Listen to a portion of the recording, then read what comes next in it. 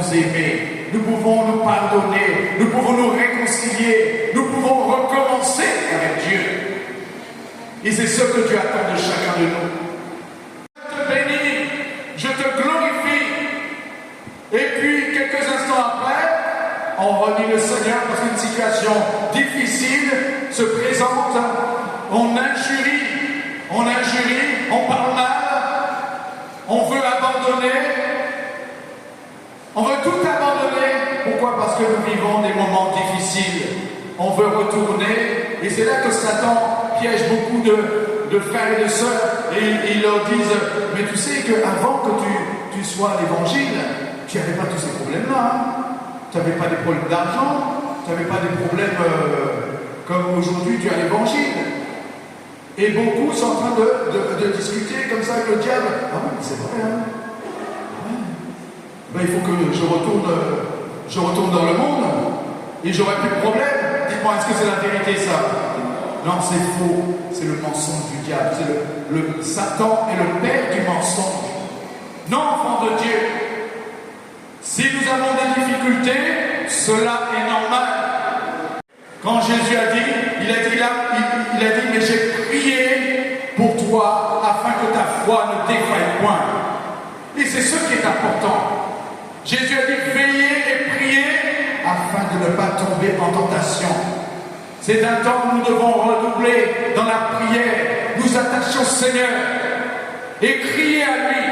David avait dit quand le juste crie, le psalmiste dit, quand le juste crie, l'Éternel entend et il le délivre de toutes ses détresses.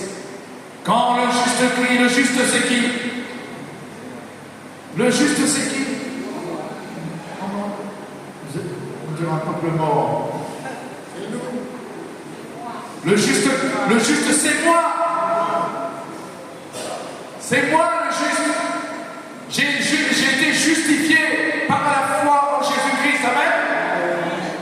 Jésus m'a rendu juste. C'est nous les justes. Et la Bible dit quand le juste crie, l'Éternel entend. Quand tu pries, Dieu entend.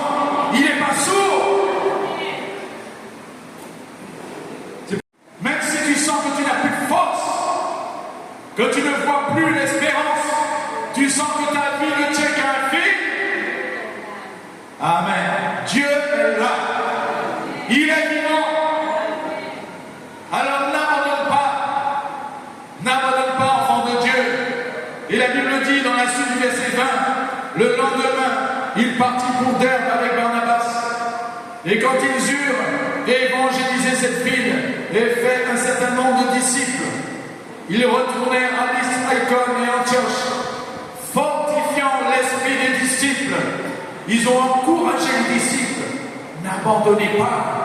N'abandonnez pas. Tiens bon. Sois fort. Dieu est avec toi.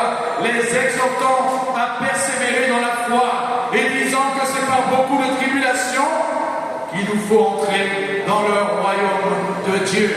Voilà, enfants de Dieu. Il les encourage à persévérer. N'abandonne pas. Dis à celui qui est à côté de toi, n'abandonne pas. Même si tu souffres, n'abandonne pas.